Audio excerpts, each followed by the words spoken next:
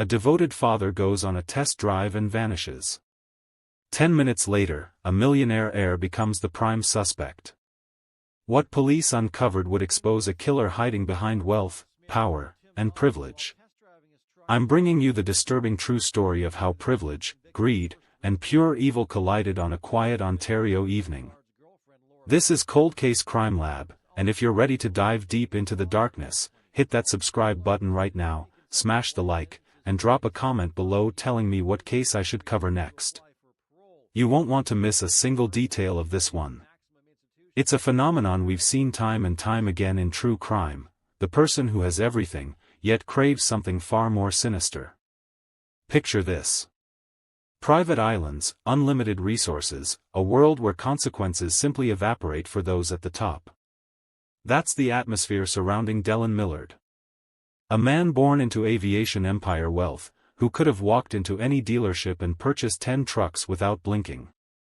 But instead, he chose deception. He chose violence. And he chose Tim Bosma's truck. When Tim vanished after what should have been a routine test drive, that seemingly innocent transaction became clue number 1 in an investigation that would uncover something truly monstrous. This isn't just a story about a truck. This is a story about how evil can wear a smile, how privilege can shield darkness, and how one ordinary evening can shatter countless lives forever. Ontario, Canada. Known for its sprawling natural beauty, tight-knit communities, and a reputation for safety. The kind of place where neighbors wave to each other, where children play outside until the streetlights come on, where doors are sometimes left unlocked because crime feels like something that happened somewhere else. But in May of 2013, this serene landscape would become the backdrop for one of the most chilling crimes in Canadian history. A crime so calculated, so cruel, that it would send shockwaves across the entire nation and force everyone to confront an uncomfortable truth: monsters don't always lurk in the shadows. Sometimes they hide in plain sight, protected by wealth, charm, and the assumption that people like them simply don't do things like this. At the center of it all was Dellen Millard. Born into extraordinary privilege, the Millard family owned Millard Air, a successful aviation company that had been built over generations. This wasn't new money trying to prove itself.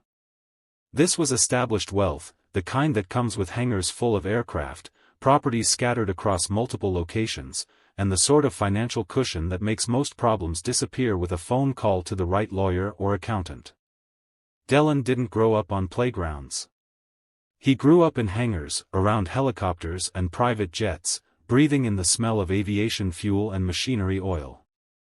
By the age of 14, he became the youngest licensed solo helicopter pilot in Canada. Think about that for a moment.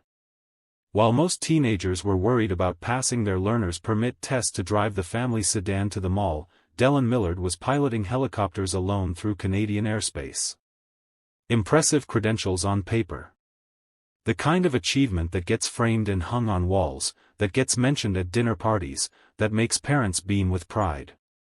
But beneath the surface, something was deeply wrong.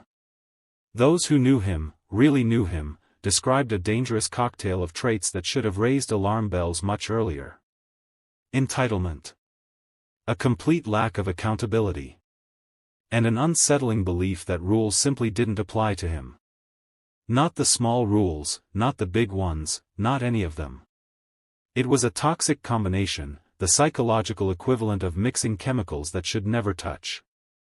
And like something rotting unseen in the walls of a beautiful house, it only festered with time, growing more dangerous, more unstable, more willing to cross lines that most people don't even realize exist. His childhood was marked by warning signs that, in retrospect, paint a disturbing picture. There were incidents of cruelty, moments where the mask slipped and revealed something cold underneath. But wealth has a way of smoothing over rough edges, of providing explanations and second chances, of making sure that uncomfortable questions don't get asked too loudly. Therapy can be arranged. Schools can be changed. Problems can be managed. And so Dellen moved through life accumulating privileges and possessions, but never the one thing that might have made a difference: genuine accountability. Real consequences.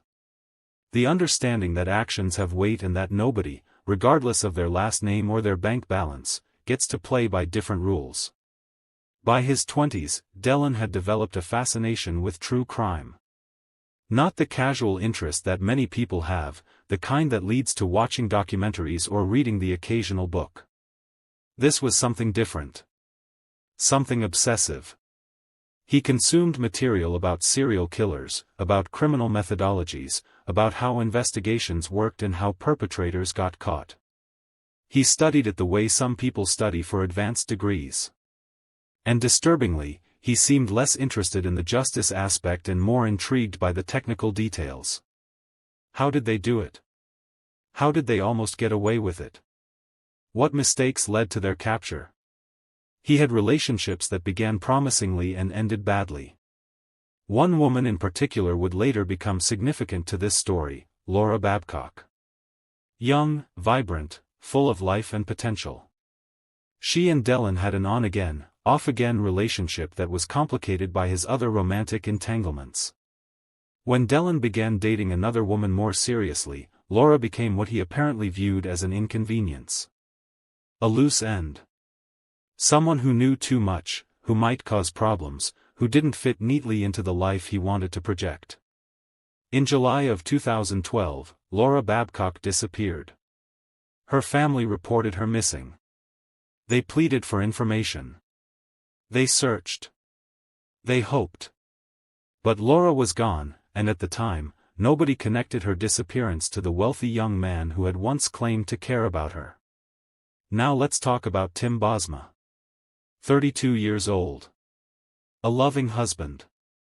A proud new father. By all accounts, a genuinely good man living a quiet, honest life in rural Ontario.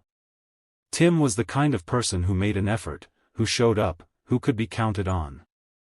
He had married his high school sweetheart, Charlene, and together they had built a life that might not have been glamorous but was filled with love and purpose.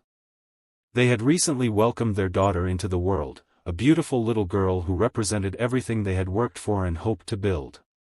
Tim was devoted to his family in the way that really matters, not through grand gestures or expensive gifts, but through presence, through reliability, through the daily choice to put them first. He worked hard. He was handy with tools and machinery, the kind of guy who could fix things around the house, who understood how engines worked, who took pride in maintaining what he owned. And in early May of 2013, Tim decided to sell his Dodge Ram pickup truck. It was a nice truck, well maintained, the sort of vehicle that holds its value because it's been cared for properly. But with a new baby in the house and changing family needs, it made sense to sell it and put the money toward other priorities. Nothing unusual about that. People sell vehicles every single day. It's such a routine transaction that we barely think about the mechanics of it anymore. You post an ad online with some photos and a description, you field inquiries from potential buyers, you arrange a time for them to see the vehicle, maybe take it for a test drive, and if everyone's happy, you exchange keys for payment and move on with your life. Tim posted the listing online the way millions of people do every day, on Kijiji, a popular classifieds website in Canada. He included photos of the truck from multiple angles, listed its features and mileage, set a fair asking price. Then he waited for responses. He had no idea he was about to encounter pure evil. He had no way of knowing that the seemingly normal transaction he was arranging would cost him everything. Because evil doesn't announce itself. It doesn't show up wearing a sign. It asks reasonable questions about engine specifications and fuel economy. It agrees to meet at your home at a time that works for your schedule. It sounds polite on the phone and friendly in text messages. And that's what makes it so dangerous. May 6, 2013. A date that would be seared into the memories of everyone who loved Tim Bosma, and eventually, into the consciousness of an entire nation. Tim gets a response to his ad. Someone's interested in the truck. The inquiries come through text messages and phone calls. The potential buyer asks questions that seem appropriate. What's the mileage? Has it been in any accidents? Is the price negotiable? All normal questions that any legitimate buyer might ask. They arrange to meet that evening. The buyer will come to Tim's home, take a look at the truck, maybe take it for a test drive if everything looks good. A routine transaction. At least, that's what it should have been. But the potential buyer is running late. Very late. The sun sets. Hours pass. Tim had probably expected this to be done by early evening, wrapped up in time for dinner, in time to help with the baby's bedtime routine. But the messages keep coming with apologies and explanations. Running behind. Be there soon. Just a little longer. It's approaching 9 o'clock at night, an unusually late time for a test drive, especially out in the countryside where Tim lived with Charlene and their infant daughter. The kind of late where most people would reschedule, where the practical thing would be to say let's try again tomorrow when there's better light and more reasonable hours. But Tim wanted to sell the truck, and the buyer seemed genuinely interested, and sometimes you accommodate people's schedules because that's what you do when you're trying to close a deal. Then, finally, two men arrive on foot. 27-year-old Dellen Millard and his associate, Mark Smitch. They claim someone dropped them off, but the story doesn't add up from the very first moment. Tim's home is in a rural area, the kind of place where properties are separated by fields and tree lines, where you don't have sidewalks or streetlights or any of the infrastructure of suburban development. No sidewalks, no casual foot traffic, no reason for anyone to be wandering around on foot after dark. You don't just get dropped off out here without a clear plan for how you're leaving. Where did their ride go? How were they planning to get home if they didn't buy the truck? Why wouldn't they have driven their own vehicle to look at a vehicle they were supposedly interested in purchasing? Red flags everywhere. But here's the thing about red flags, they're much easier to see in hindsight than they are in the moment. In the moment, when two seemingly normal guys are standing in your driveway expressing interest in buying your truck, when you've already invested hours of your evening waiting for them, when you've got a baby sleeping inside and a wife who's probably wondering when this is going to be finished, you make calculations. You give people the benefit of the doubt. You assume the best rather than the worst because that's what most of us do most of the time, and it works out fine most of the time, and we never realize how lucky we were that our optimistic assumptions didn't cost us everything. Tim is a trusting person. Good people often are. They extend to others the same decency they themselves practice, assuming that weird circumstances have innocent explanations, that people's stories are true until proven otherwise. And there's another concern gnawing at him, a practical worry that probably crossed his mind the moment these two men showed up on foot. If he doesn't accompany them on the test drive, what's to stop them from simply stealing the truck? It's a reasonable concern. You're about to hand over the keys to your vehicle to complete strangers. You live in a rural area where a stolen vehicle could be miles away before you could even call the police. The responsible thing, the smart thing, is to go along for the test drive. That way you maintain control. You're there to answer questions, to demonstrate features, to make sure your property isn't being stolen. So, against what might have been his better judgment, against whatever small voice in his head might have been suggesting that something about this situation felt off, Tim Bosma gets into his own vehicle. Dellen slides behind the wheel, settling into the driver's seat with the ease of someone who has driven many vehicles, who is comfortable with machinery and speed. Tim takes the passenger seat, probably already mentally preparing his sales pitch, thinking about what features to highlight, what questions to answer. Mark Smitch climbs into the back seat, and if Tim registered that as unusual, as one more thing that didn't quite fit the pattern of a normal test drive, he didn't act on it. Maybe he thought it was just a friend along for the ride, for a second opinion. People do that sometimes. And at approximately 9 o'clock at night, 9 o'clock on May 6, 2013, they drive away into the darkness. Charlene Bosma watches from the window as the taillights of her husband's truck disappear down the rural road. She has no reason to worry yet. This is just a test drive. He'll be back soon. Maybe with good news that the truck is sold, maybe with the information that these buyers weren't serious after all. Either way, he'll be back soon. That's what she tells herself. That's what she has every reason to believe. But Tim Bosma would never be seen alive again. The minutes tick by. 10 minutes. 20. 30. At what point does a test drive that's running long become a test drive that's wrong? Charlene tries calling Tim's cell phone. It goes to voicemail. She tries again. Still voicemail. She tells herself there are innocent explanations. Maybe they drove farther than expected. Maybe his phone died. Maybe he's so focused on completing the sale that he's not checking his phone. But mothers have instincts, wives have instincts, and something feels wrong. The kind of wrong that sits in your stomach like ice, that makes your hands shake when you try his number again, that makes you walk to the window and stare down that empty road willing headlights to appear. An hour passes. Then another. By the time the clock strikes 11, then midnight, Charlene knows with absolute certainty that something terrible has happened. Tim wouldn't do this. He wouldn't leave her worrying. He wouldn't stay out this late without calling, especially not with their baby daughter sleeping upstairs, especially not when he was supposed to be on a quick test drive and back home. This isn't a misunderstanding or a miscommunication. This is wrong. Deeply, terrifyingly wrong. When Tim didn't return home that night, Charlene contacted police. Initially, there was probably some hesitation on the law enforcement side. Adult men are allowed to be out late. Sometimes there are innocent explanations. Maybe there was a breakdown. Maybe there was an accident and he's at a hospital. Maybe there's a reasonable explanation that will emerge in a few hours and everyone will breathe a sigh of relief. But Charlene insisted that this was not normal, that Tim would never do this, that something was desperately wrong. And to their credit, the Hamilton Police Service listened.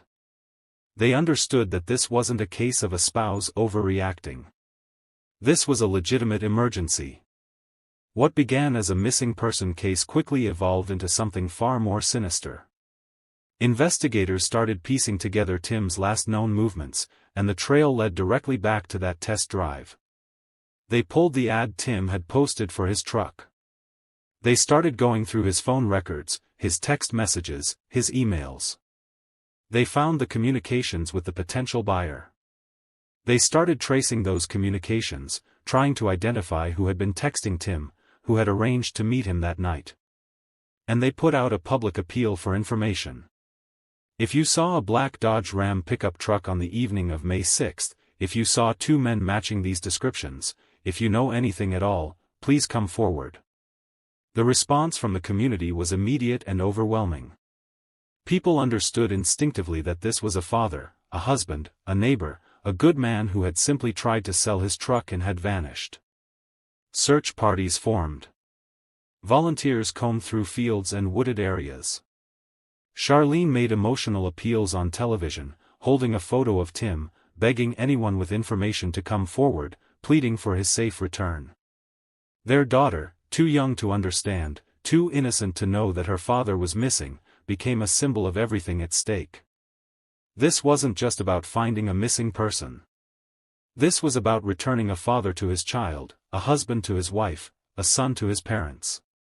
Surveillance footage, phone records, and witness statements began painting a disturbing picture. Investigators discovered that the phone number used to contact Tim was linked to a SIM card that had been purchased specifically for this purpose. A burner phone, in other words. That's not something an innocent buyer does. That's something someone does when they don't want to be traced. They found surveillance footage from various locations showing the Dodge Ram driving through the area that night, and when they enhanced and analyzed that footage, they could make out figures in the vehicle. Tim in the passenger seat. Someone else driving. Someone else in the back. They started investigating everyone who had responded to Tim's ad. Most were easily cleared, legitimate potential buyers with alibis and no connection to the crime. But one name kept coming up in ways that raised red flags. Dellen Millard. And when investigators dug into his background, they uncovered a pattern of troubling behavior, violence, and a belief that he was untouchable. They discovered the aviation company, the family wealth, the properties scattered across Ontario. They discovered his fascination with crime, his study of criminal methodology. And they discovered something else: Dellen Millard owned an industrial incinerator. Let that sink in for a moment. An industrial incinerator, nicknamed the Eliminator, capable of reaching temperatures high enough to cremate human remains.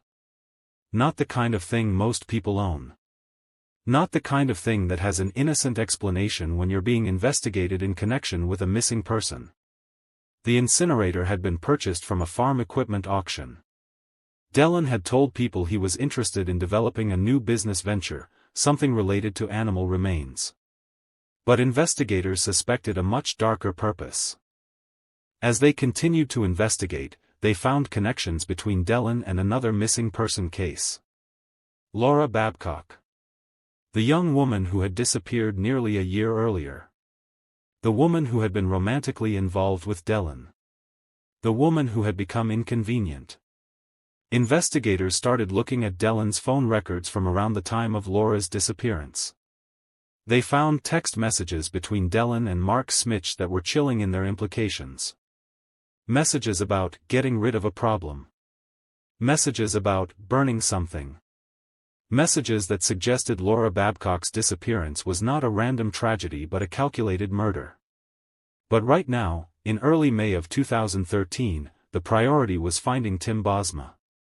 The investigation was moving quickly, but Tim had already been missing for days. Days during which anything could have happened, during which evidence could have been destroyed, during which the trail could have gone cold. Investigators knew they needed to move fast. They needed warrants. They needed to search Dellen Millard's properties. They needed to examine that incinerator. And they needed to do it all while building a case that would hold up in court, following proper procedures, making sure nothing got thrown out on a technicality. On May 10, 2013, 4 days after Tim Bosma vanished, police executed search warrants at multiple locations connected to Dellen Millard. His home. The hangar where the family business operated. A farm property in the rural community of Heir, Ontario. What they found at that farm property would confirm their worst fears and provide the evidence that would eventually bring Dellen Millard to justice. The incinerator. The eliminator. And inside it, burned bone fragments and human remains. The forensic analysis would take time, but investigators already knew what they had found. They had found Tim Bosma. Or what was left of him after Dellen Millard had tried to erase all evidence of his murder. The cruelty of it was almost incomprehensible. To kill someone. To burn their body in an incinerator. To try to reduce a human being to ash as if they had never existed. As if Tim Bosma was just a problem to be eliminated, an obstacle to be removed, something with no more value or significance than trash to be incinerated. Dellen Millard was arrested and charged with first-degree murder. Mark Smich was also arrested and charged. And as investigators continued to dig, as they analyzed phone records and text messages and physical evidence, the full scope of what had happened that night began to emerge. This wasn't a robbery gone wrong. This wasn't a spur-of-the-moment crime of opportunity. This was a premeditated murder. Dellen Millard had set out that night with the specific intention of killing someone and stealing their truck. He had brought Mark Smich along as an accomplice. He had used a burner phone to avoid detection.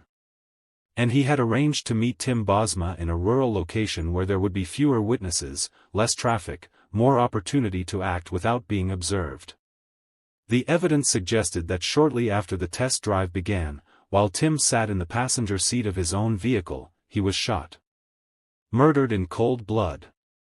Dellen and Mark then drove the truck to the farm property, transferred Tim's body to the incinerator, and burned it. They cleaned the truck.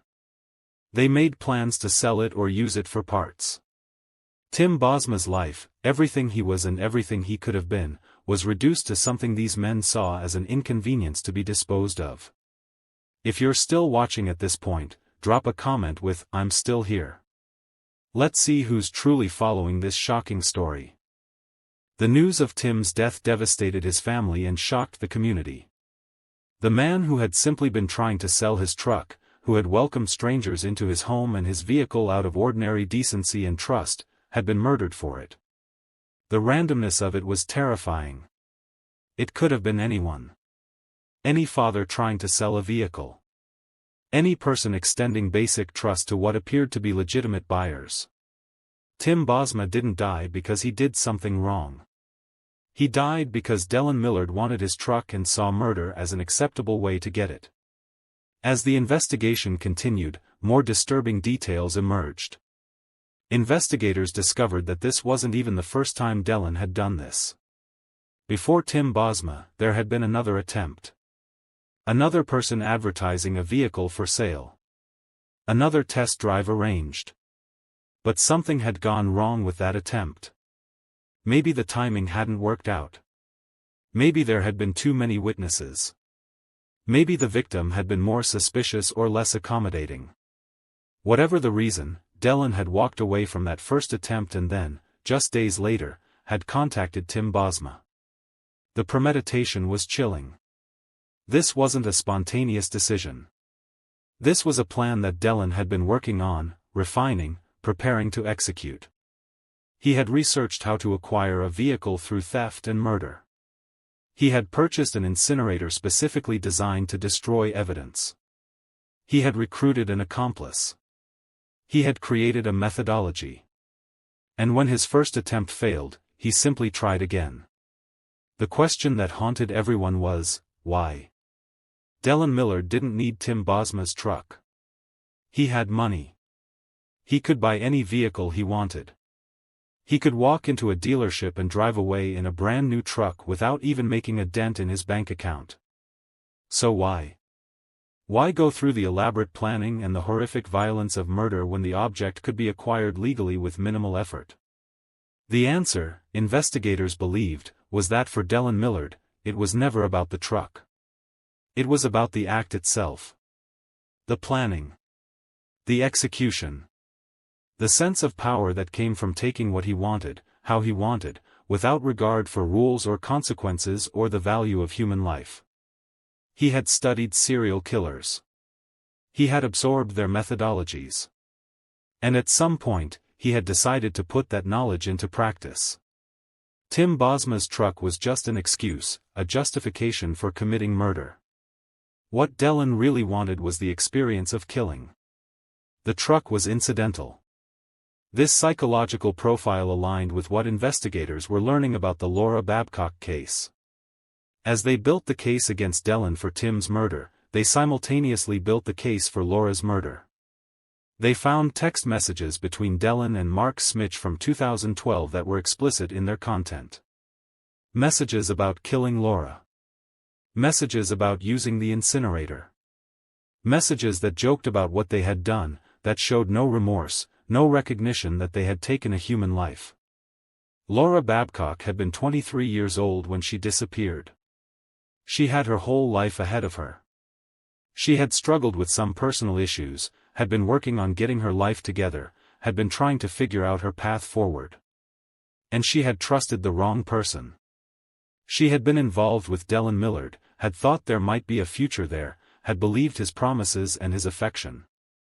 But when she became inconvenient, when she didn't fit into his plans anymore, when she knew too much or asked too many questions or simply existed in a way that complicated his life, he killed her.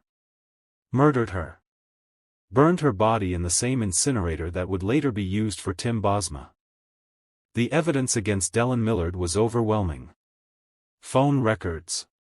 Text messages. Surveillance footage. Witness testimony. Physical evidence from the incinerator. Forensic analysis. The trail was so clear, so well documented, that there was no room for reasonable doubt. And yet, Dellen maintained his innocence. He hired expensive lawyers. He prepared for trial. He acted as if he could talk his way out of this, as if wealth and privilege would protect him one more time, as if the rules that applied to everyone else somehow didn't apply to him. The trial became a national event. Media coverage was constant. Every day brought new revelations, new pieces of evidence, new testimony that illustrated the depth of Dellen Millard's depravity. Charlene Bosma attended every day of the trial, sitting in the courtroom, facing the man who had murdered her husband, demanding justice not just for Tim but for their daughter who would grow up without a father. The prosecution laid out a horrifying narrative. This wasn't Dellen's first kill, they argued. Laura Babcock had been murdered in July of 2012. Tim Bosma in May of 2013. And there was evidence suggesting Dellen might have been planning more. They found writings, plans, fantasies about committing additional murders. He wasn't just a man who had killed twice.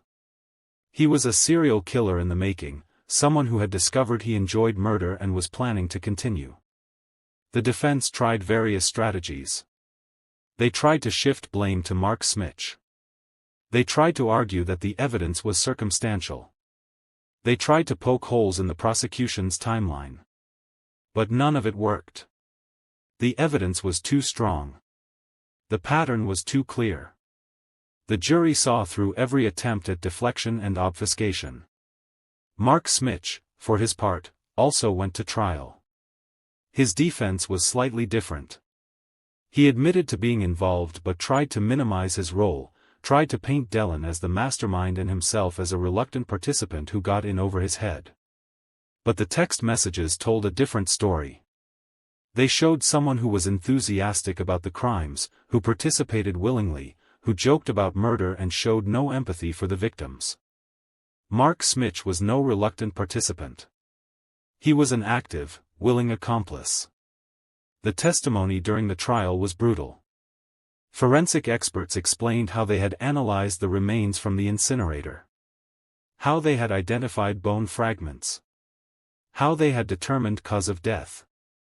Ballistics experts testified about the gun that was used, tracing its ownership and explaining how it matched the wound evidence. Digital forensics experts walked the jury through thousands of text messages, emails, and phone records that documented the planning and execution of the murders. And then there were the victim impact statements. Laura Babcock's mother took the stand and spoke about her daughter. About the vibrant young woman she had been. About the hopes and dreams that had been stolen from her. About the years of not knowing what had happened, of hoping against hope that Laura might somehow still be alive, of the devastating confirmation that she had been murdered and her body destroyed. The pain in her voice was palpable. The loss was immeasurable. Charlene Bosma's victim impact statement was equally powerful. She spoke directly to Dellen Millard and Mark Smich, forcing them to look at her, forcing them to hear about the man they had killed. She talked about Tim. About what kind of husband he was. What kind of father. What kind of friend. She talked about their daughter growing up without him. About the milestones he would miss. About the hole in their lives that could never be filled. She talked about the fear and the anguish of that first night when Tim didn't come home. About the desperate hope that somehow he was okay. About the horror of learning he had been murdered. About the additional horror of learning his body had been burned, denied even the dignity of a proper burial. The courtroom was silent except for her voice. Jurors wept. Even the judge appeared moved. And Dellen Millard sat there, showing no emotion, no remorse, no acknowledgement that he had destroyed lives. His lack of reaction was almost as chilling as his crimes. Here was a man who felt nothing for what he had done. No guilt. No regret. Nothing. In November of 2016, Dellen Millard was convicted of first-degree murder in the deaths of both Tim Bosma and Laura Babcock. Mark Smich was also convicted of first-degree murder in Tim Bosma's death and later in Laura Babcock's death as well. The verdicts were met with relief and something approaching satisfaction, though nothing could truly bring justice because nothing could bring Tim and Laura back. But at least there was accountability. At least these men would never harm anyone else. Dellen Millard was sentenced to life in prison with no possibility of parole for 75 years. Think about that. 75 years. He was 27 at the time of Tim's murder. He would be over 100 years old before he could even apply for parole. Effectively, it was a life sentence with no hope of release. The judge made it clear in his sentencing remarks that this was appropriate given the calculated nature of the crimes, the multiple victims, and the complete absence of remorse. Mark Smich received the same sentence. Life with no possibility of parole for 75 years.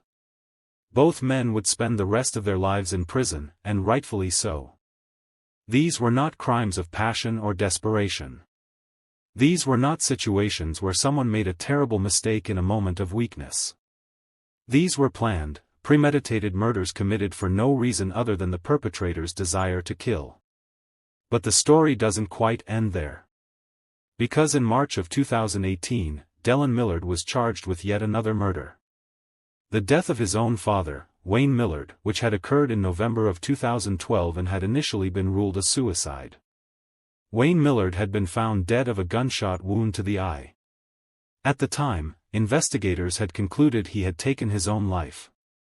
But as they dug deeper into Dellen's history, as they examined the timeline and the evidence, they began to suspect that Wayne Millard hadn't committed suicide. He had been murdered by his own son. The motive appeared to be financial. Dellen wanted control of the family business and the family money. Wayne was in the way. So Dellen killed him and staged it to look like a suicide. The same gun used to kill Wayne Millard was later used to kill Tim Bosma. The ballistics matched. And when investigators re-examined the scene and the evidence from Wayne's death with the knowledge of what Dellen was capable of, the suicide ruling fell apart. In September of 2018, Dellen Millard was convicted of first-degree murder in the death of his father. Another life sentence. Another confirmation that this was a man who killed without hesitation, without remorse, even when the victim was his own father. The depth of his depravity seemed to have no bottom. So let's take stock of what we know. Dellen Millard murdered at least 3 people. His father Wayne in November 2012. Laura Babcock in July 2012, actually before his father, though he was charged for that crime later. And Tim Bosma in May 2013. 3 confirmed murders. And investigators believe there may have been others, victims who haven't been identified, crimes that haven't been solved. When someone displays this level of comfort with murder, this level of planning and execution, it's unlikely these are their only victims. The impact of these crimes rippled out far beyond the immediate victims and their families. The community of Hamilton, Ontario, where Tim Bosma lived, was changed forever. People became more cautious. Parents had conversations with their children about the dangers of meeting strangers from online ads.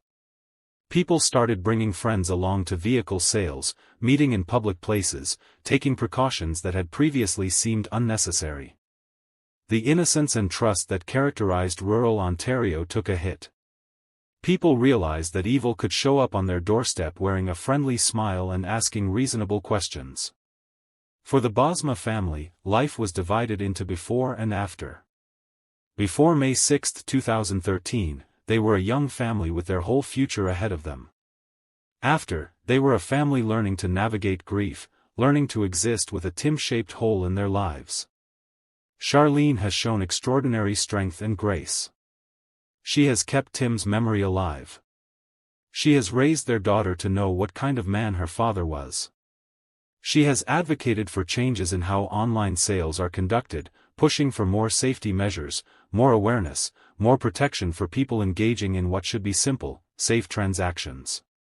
The Babcock family endured years of not knowing what happened to Laura, years of hoping she might be found alive, before finally receiving the devastating confirmation that she had been murdered. The relief of knowing what happened was mixed with the horror of how it happened, with the knowledge that Laura's final moments were ones of terror and pain, that her body had been destroyed in an attempt to erase her existence. And Wayne Millard's family, complicated as their situation was, had to grapple with the truth that the son they had raised, the young man they had tried to help and support, had murdered his own father for money and control. The betrayal of that, the psychological weight of it, is almost incomprehensible. This case also raised broader questions about wealth and privilege and accountability. How did Dellen Millard get to his late 20s with apparently no consequences for his behavior? How many warning signs were ignored or explained away because of his family's status? How many times did money smooth over problems that should have been addressed? We'll never know for certain, but the pattern is clear. Dellen grew up believing rules didn't apply to him, and for most of his life, he was right. Rules didn't apply to him. Until suddenly, they did. Until he committed crime so serious, so well documented, so impossible to explain away, that not even wealth could protect him. The investigators who worked this case deserve enormous credit. They followed the evidence methodically. They built cases that were prosecution-proof. They made sure that every piece of evidence was properly collected, properly documented, properly presented.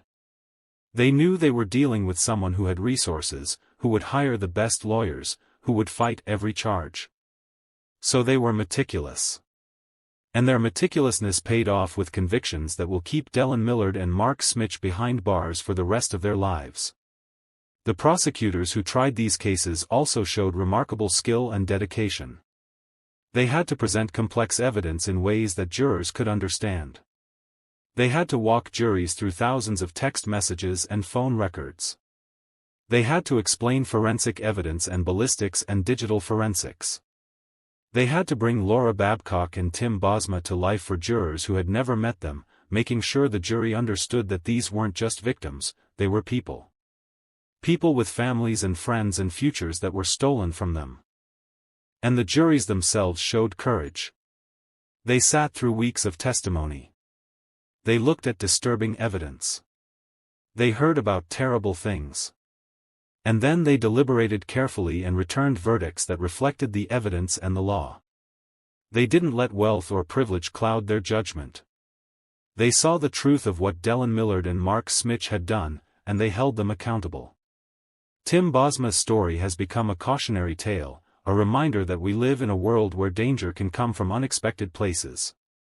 But it's also a story about a community coming together, about the power of persistence in seeking justice, about the importance of believing victims' families when they say something is wrong. Charlene Bosma knew immediately that something was wrong when Tim didn't come home. And the police listened to her. They took her seriously. They acted quickly. And while they couldn't save Tim, they could and did bring his killers to justice. Laura Babcock's story is a reminder that the most dangerous place for many people is in their personal relationships, that people who claim to care about you can sometimes be the ones who pose the greatest threat. Laura trusted Dellen. She had feelings for him. She believed there might be a future there. And he killed her because she became inconvenient. Her story is also a reminder to never give up on missing persons cases, to keep pushing for answers, to keep demanding that investigations continue even when trails seem to go cold. Wayne Millard's story is perhaps the most tragic in terms of betrayal.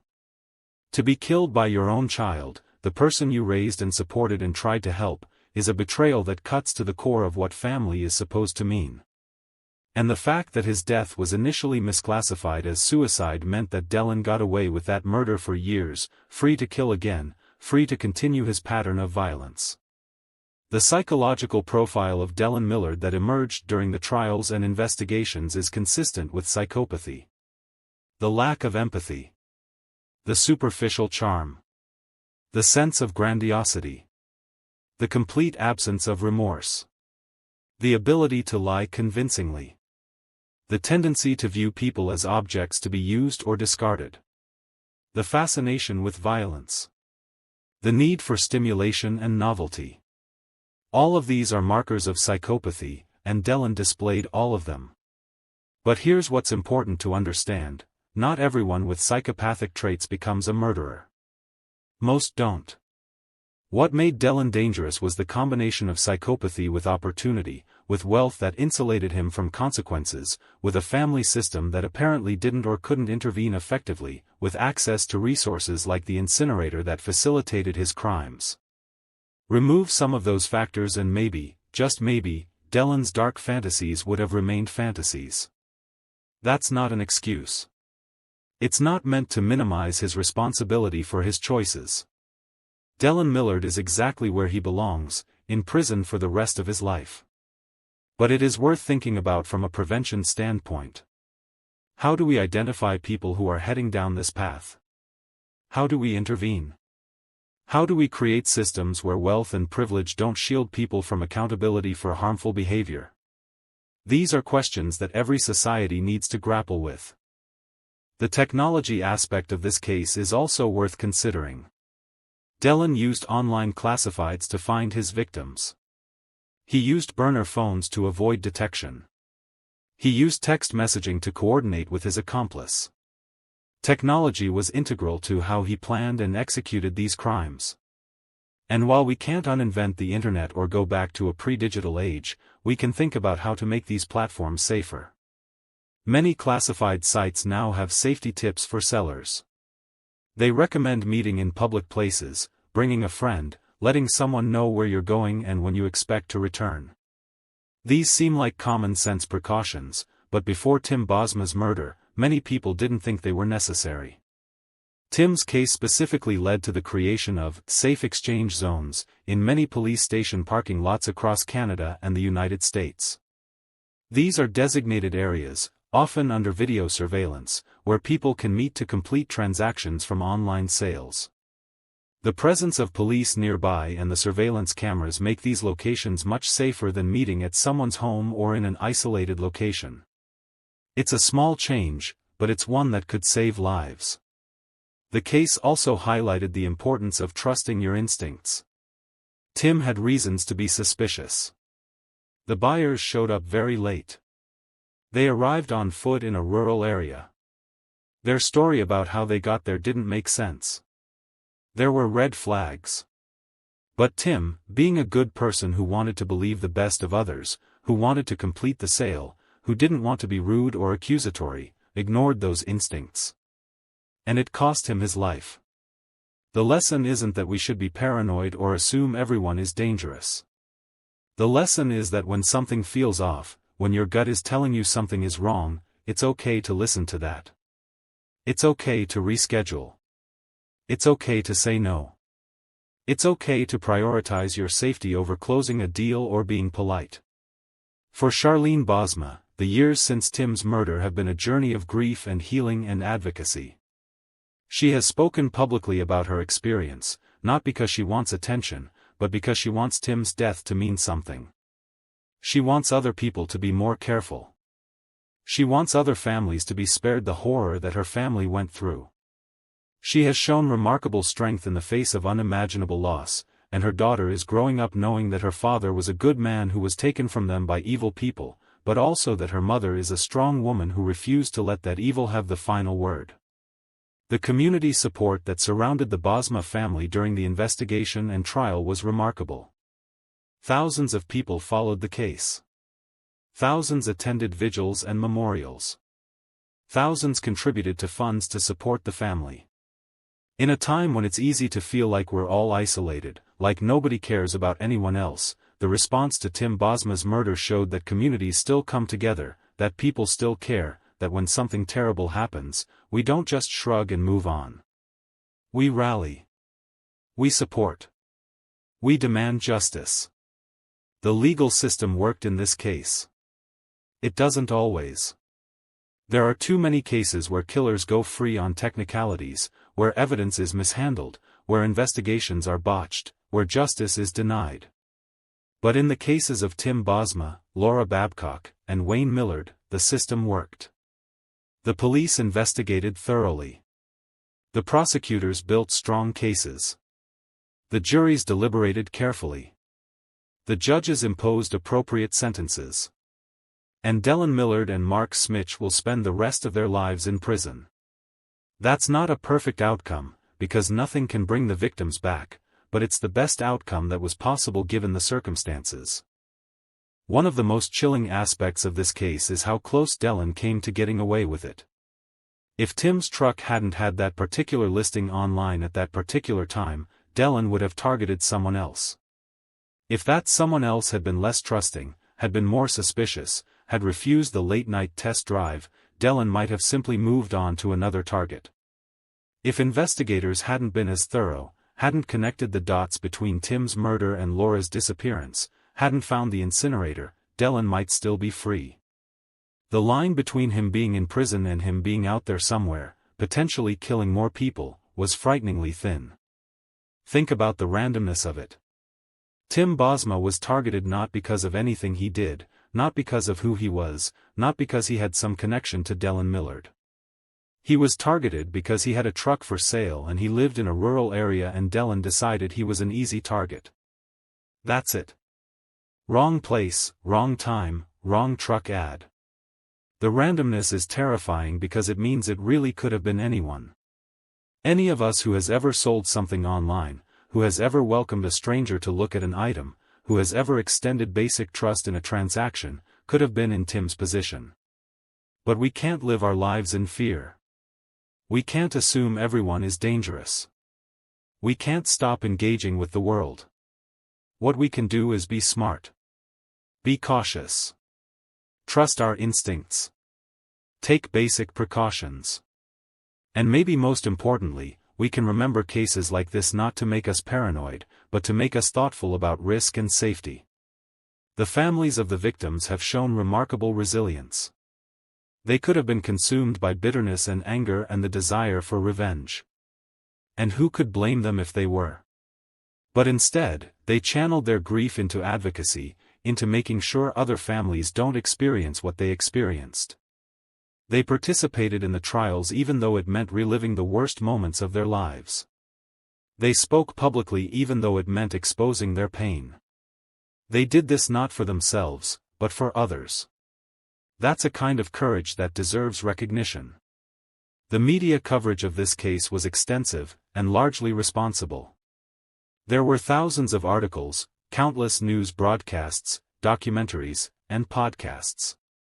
The public interest was enormous.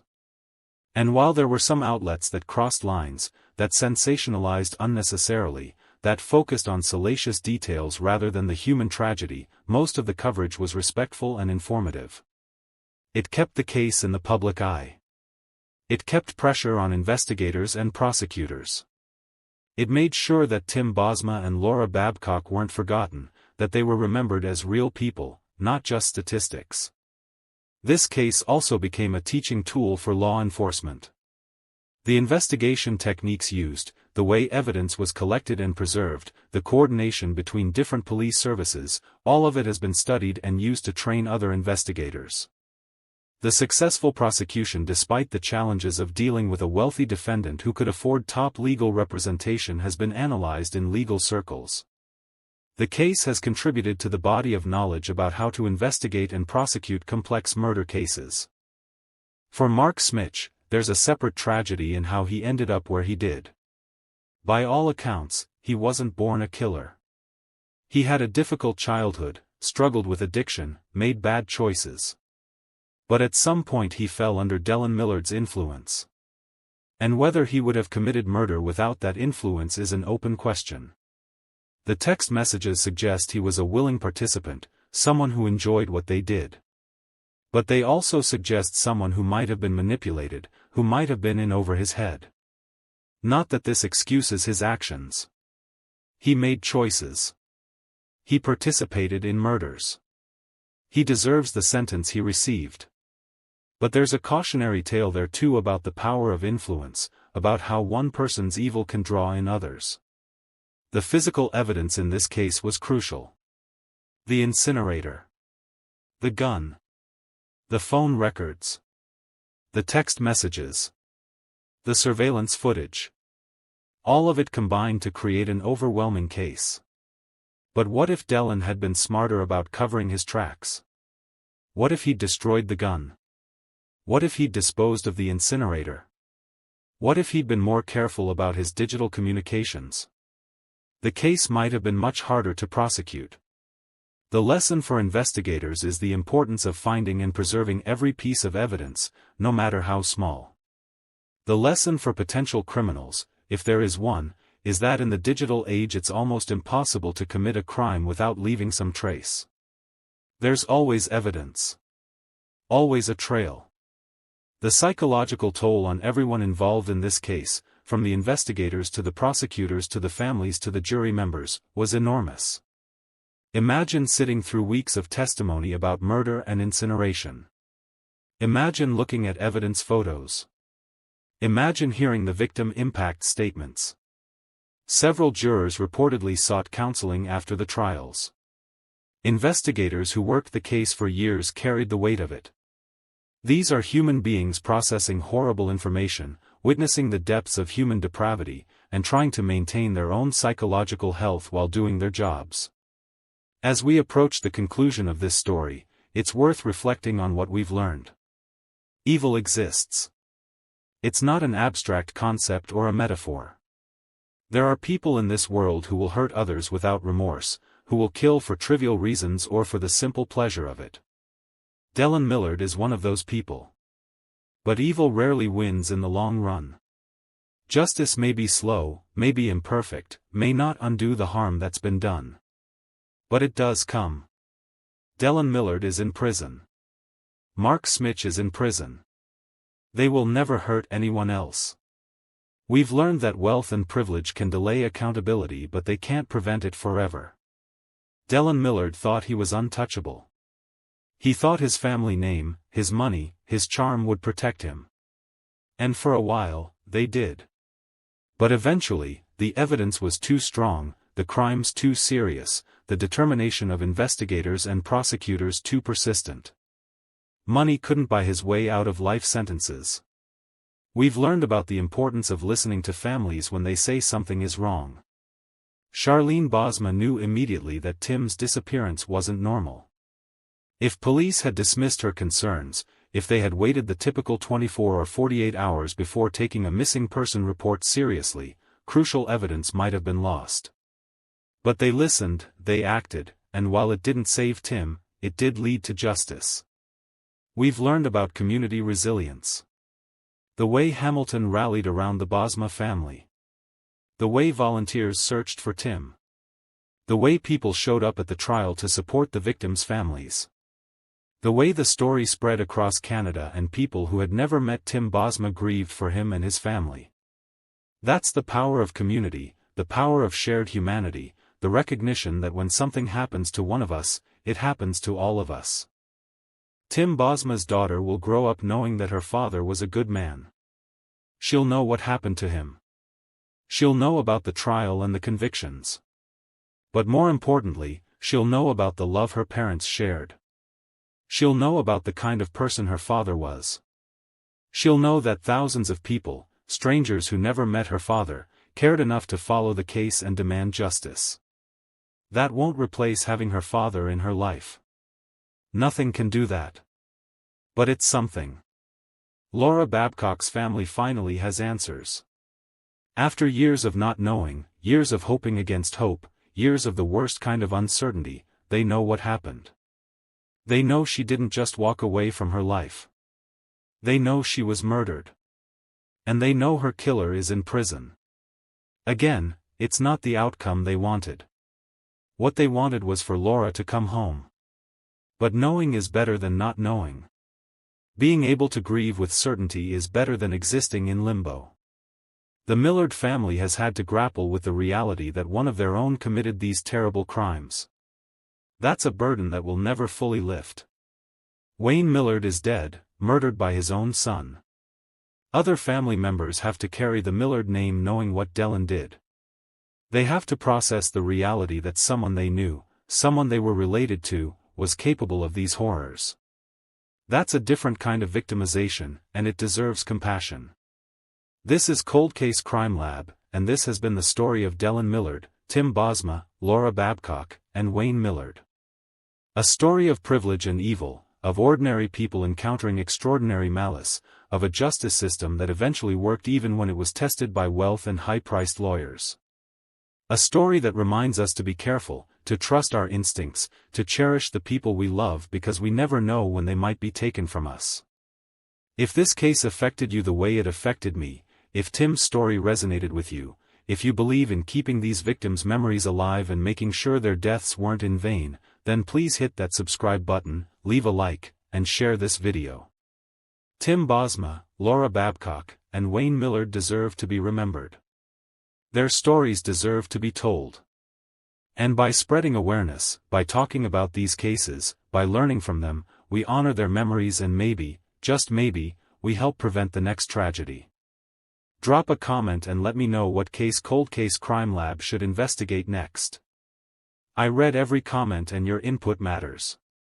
This community is built on our shared commitment to justice, to truth, to remembering the victims and holding the perpetrators accountable. Thank you for staying with me through this difficult story. Thank you for caring enough to listen. And thank you for being part of a community that believes these stories matter. Until next time, stay safe, stay aware, and never forget that evil doesn't always announce itself. Sometimes it shows up at your door asking about a truck. Sometimes it wears a smile and sounds reasonable. Sometimes it's the last thing you'd expect. But when communities come together, when investigators do their jobs, when prosecutors fight for justice, and when juries take their responsibilities seriously, evil can be stopped. Dellen Millard thought he was untouchable. He was wrong. Justice came for him, and it will come for others like him. That's what we fight for. That's why these stories matter. This is Cold Case Crime Lab, signing off.